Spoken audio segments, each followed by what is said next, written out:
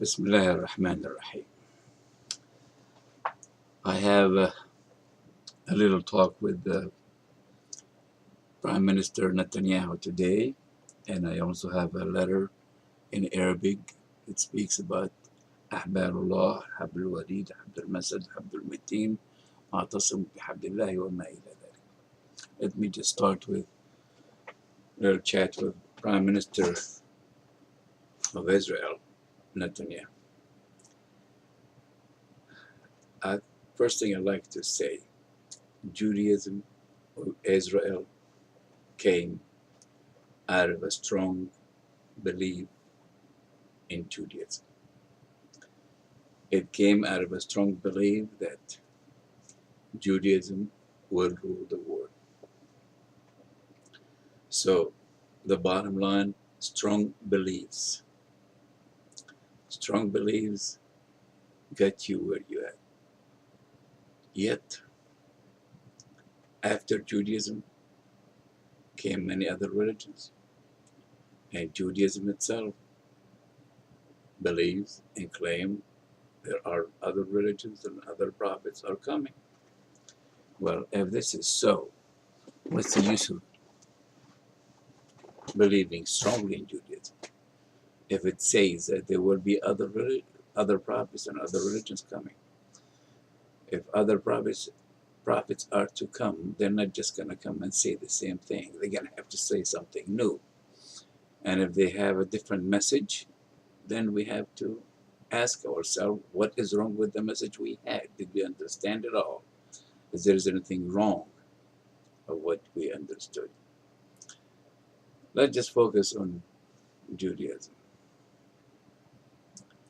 If I was a Jew, I would ask myself, if I am to, or my religion is to rule the world and have Israel and last forever, then why my religion remained minority for so many years throughout the centuries? Why I still see people everywhere hate Jews for no reason that I know? Well, if you're smart, you have to ask yourself why. You need to blame yourself first. Don't blame the others. If somebody don't like me, if I'm a smart person, I would say, what is it? Wait a minute. What is wrong? What did I do wrong? What is it wrong I'm doing that so many people don't like me? Instead of blaming them and say they are the wrong ones, they are the dumb or idiots or infidels, whatever they are. No, I need to come back to myself. Is it my way of life? Is it my beliefs? Is it my strong beliefs in something?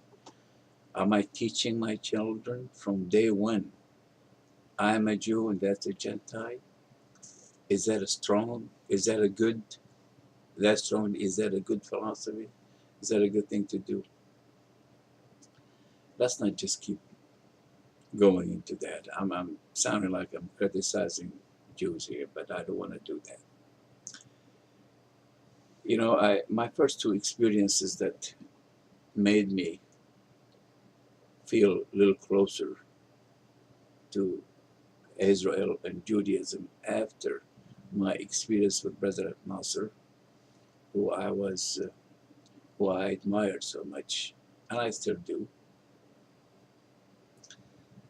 is that experience in 1967 when I was a teenager and I was met by these soldiers out there in the country nowhere to be seen, and they could have killed me, or in fact instead of kill me and do whatever they want, they sat down begging me to forgive them and tell them we are cousins, we are this and we are that. They're preaching at me, and that changed me a little bit. In 1969, I have another experience in Youngstown, Ohio. Everybody's violent, everybody wants to fight Israel, and I was trying to calm things down a little bit. I was saying to them, listen, why don't you, they're still blaming me for that. Israel could have done a lot worse. what they did in 1967, let's be honest about it. Those Jews came from a Holocaust not too long ago and were able to conquer all these nations, all these lands, and all these people. They could have wiped them out if they wanted to. Nobody would stop them, but they didn't do that. So I had to say that to some of my friends there, and they did not like it. So I do feel like I need to be objective, and objectivity can get you somewhere in life because objectivity means God is with you. You're leaving it up to God to rule. You're not taking the law into your own hands. In other words, you're not telling God, hey, God, you told us what you want us to do. Stop now. That's not your job. From here on, we're going to do what you want, what you told us, or what we think you told us to do. But that is wrong. You know, if you look at the future of Judaism, according to Judaism itself, they say we're gonna live forever, we're gonna have Jerusalem forever, Israel's gonna be there forever. Yet they say there is another prophet coming to tell us to make that happen. What if there's another prophet coming to make that happen? He's not gonna preach the same thing you've been preaching. He had to come to something. He had to come up with something different. And that different that he's gonna come up with is what will make so many Jews believe in him. And if they believe in him, through that belief, that's when they're gonna last longer. In other words, Judaism as it is now, it's not gonna be the same. It will be different.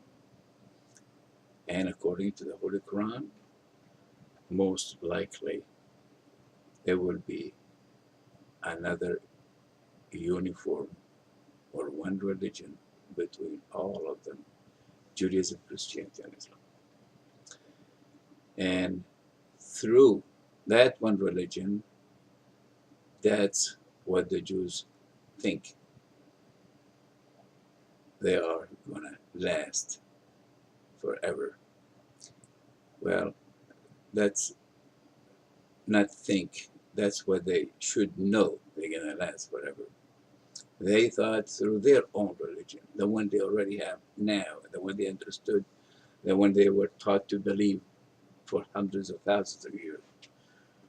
But things have to change. That's why religions do come. Too many religions, too many prophets, because change is required based on man's needs and intelligence. So if the Jews and Prime Minister Netanyahu put it in his head, it's not the Judaism that I know that's going to last forever. It is another one that's coming. And it might be through another religion. It might be through Islam itself, because we're surrounded by millions of them. What are we going to do to all of these people? We're not going to kill them with all the atomic bombs we stole from John Kennedy and Robert Kennedy and American, France, and everywhere else. People's going to know the truth, whatever we went through. I mean, be realistic, Mr. Prime Minister. I mean, there is no way anyone with common sense going to believe that the Jewish people who've been having problems with every superpower all over the world throughout histories are going to come after the Holocaust, the worst Holocaust ever in the Second World War. Are they going to come to the United States and just sit down and be good boys? They're not going to sit down and be good boys. They're going to come to Truman and knock his doors and break his doors and walk into his office against his will, and he's going to tell him not to come ever again to my office. President Truman himself is the first president who recognized Israel, did not allow Jews to come to his office as long as he's in the White House. That's what he said. So what do you expect from other presidents? I mean, I could go on. I could give you many examples of American leaders, American people. The feeling is buried. The anger is there. It was there after the First World War, and it took one man like Hitler to open his mouth, and before you know it, millions of Germans are listening to him, believing him, because the seeds are there. They were ready to blow up. They were ready to turn against the Jews. And the same thing here. We might have the same situation. A lot of things that happens, and it will be known. All the secrets about assassinations, and resignations, and isolations. I mean, President Nixon tapes and Johnson's tapes and Kennedy's tapes, all these things are going to come out. They will come out. As long as there is God, you have to believe there is no way the truth will be covered, will be hidden forever, will be buried forever. I know you control the media and everything else, but that does not mean anything. God can get one person, and he can put the whole world under his mercy, and he will tell the whole truth. And the media will have to tell what he says. The media will have to repeat his evidence and his facts. And people is gonna blow up. You know, President Jimmy Carter started to sacrifice for Israel, started to isolate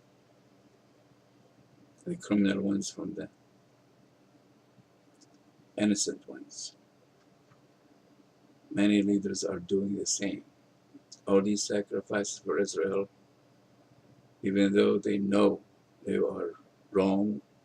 Israel is the Zionist lobby in the United States. Everywhere is behind every American leader and every responsible person. And these people, even if they are with you, the minute they feel free, they're going to turn against you because they're not going to put up with this pressure forever. If I was you, I'll think twice about this understanding of the Jews are in control. You know, God have ways of making you think you're right. You know, the smart person is the one who feel he won so much, even though he's wrong. When I do something wrong, yet God make me win against somebody else who I did not win against him ethically, I need to ask myself, what is this? Am I being trapped or am I being rewarded for my efforts? If I'm doing things the right way, then I'm rewarded. But if there is something wrong I have done and I still won, like Saddam Hussein and Hitler and other people, I would think twice about that victory.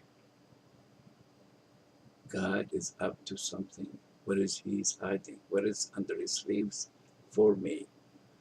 I should not be dancing on the streets because I did not win the right way. There is something wrong that I have done. I know it. People don't know it, but I know it. And if I know it, I have to think twice about my future. Because if I believe in God, I have to believe no matter what I'm hiding, He has a way of letting it out. Prime Minister, I don't want to get into a lot of details, but I hope I give you a little bit of advice here of changing your mind about ruling the world and not giving any of that land back, but you will. According to the Holy Quran, you are not going to stay there.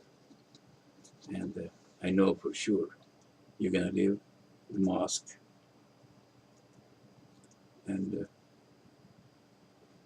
there will be rites accomplished, and you will be surprised how many Jews will leave Judaism. You might end up with Jews who are less than a third of what you know about. I mean, third of Judaism. Third of Jews might remain Jews, and the other 2/3 will change to become with what we call al-Hadun. So we won't have many more Jews left. And those who are left, they will have a lot of enemies because they're stubborn. And I believe it's your job to know that now. Don't get stuck. Get stuck on your guns. Just because you have your atomic bombs, that will mean nothing. God says that they will never be used, believe me. And if it's in the Holy Quran, they will never be used. They will never be used. And it just says in the Holy Quran that Jews will turn against each other. They will disown each other.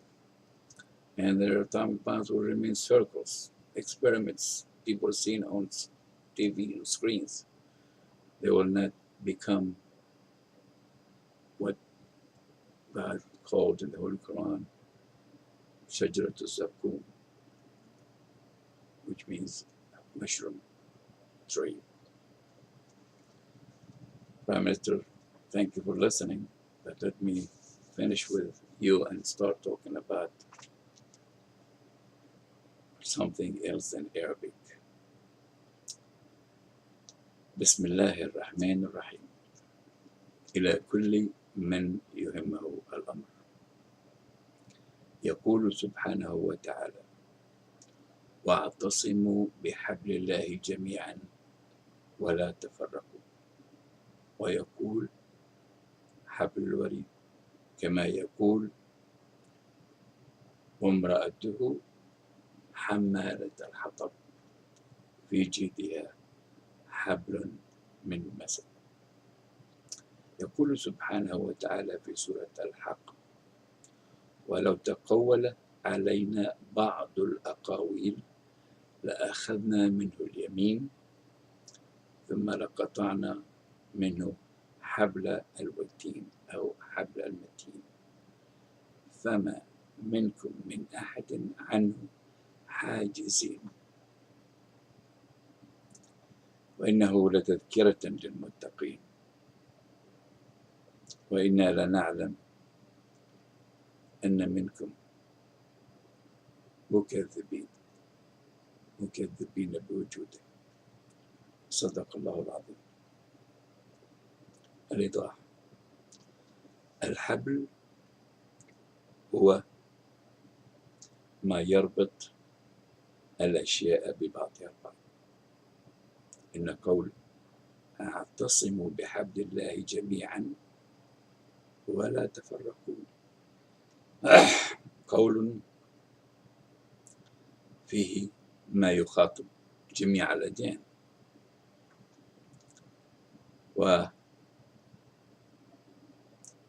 دين واحد متشابك يرتبط بحبل واحد، كما أنه قول يخاطب في نفس الوقت الدين الواحد بما فيه من أشياء وشيع مختلفة، وذلك من أجل تقليل الخلافات في الدين الواحد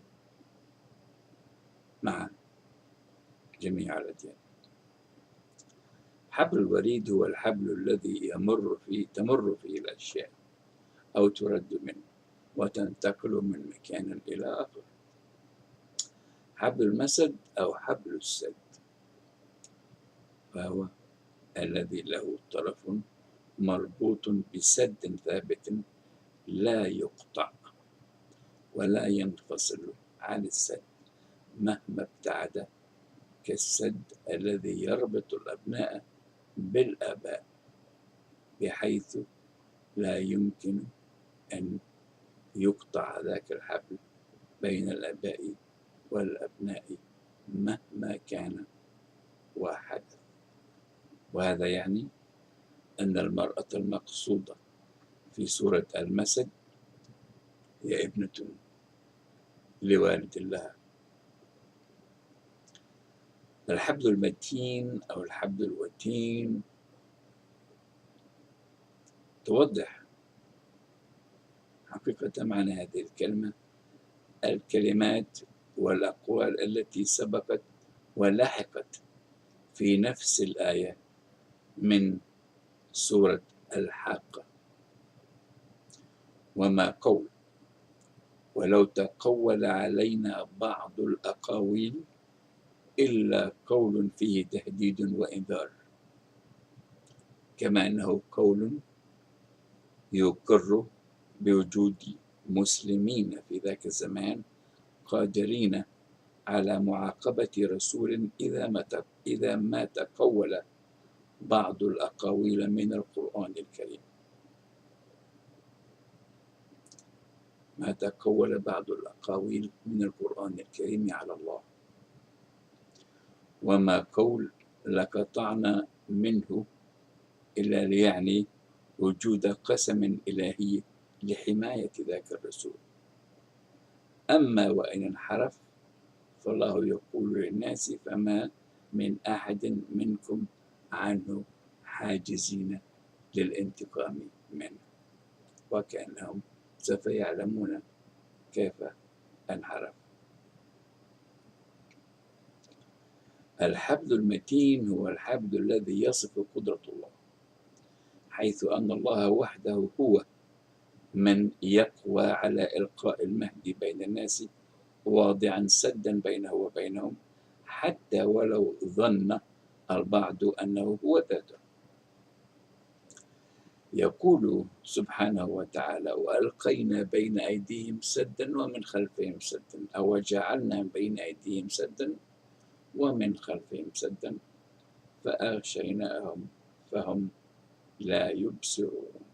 إما يعني أن المهدي هنا هو من صنع أيادي الناس من حوله، إنهم ذاتهم الذين تركهم الله يعيشون في مفاهيم دينية ماضية من خلفهم جعلتهم لا يبصرون المهدي وهو بين أيديهم. سوف يرى الناس المهدي ويسمعوه،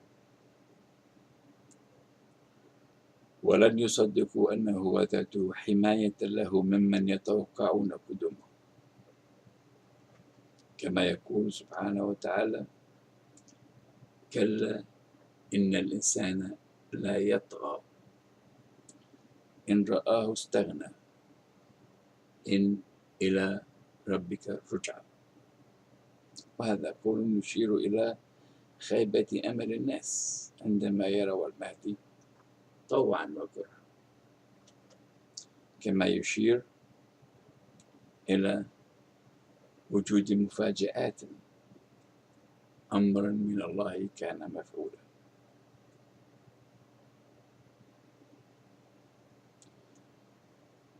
جاء قول في القرآن الكريم أن قلة قليلة سوف تعلم من هو المهدي وتصدق، ولكنها لن تستطيع إعلان وجوده.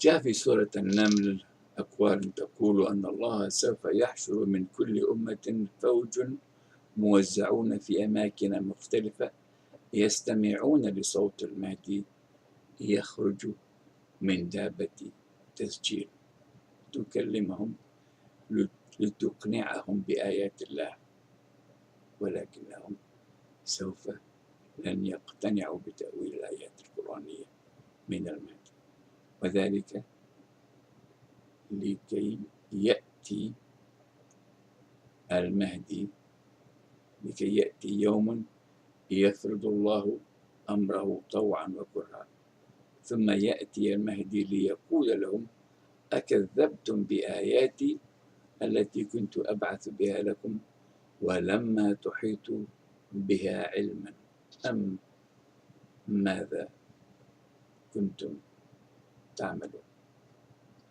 ووقع القول عليهم فهم لا ينطقون. أما قول دابة من الأرض فهو قول جاء ينبئنا بوجود آلات تسجيل مماثلة على كواكب أخرى مع مخلوقات أخرى. لا بد من مفاجأة النسيب بالمهدي لكي يصلحه الله في ليلة واحدة، مقتحما العقبة في يوم فك رقبته. يقول سبحانه وتعالى في سورة الكهف أن المسلمين سوف لن يستطيعوا إعلان وجود المهدي، ولن يستطيعوا نفي وجوده أو إنكار وجوده. أما الإنجيل فيقول أن ظهور المهدي سوف يأتي تحت راية الحزب الديمقراطي الأمريكي، حزب الحمار وليس حزب الفيل الجمهوري الأمريكي.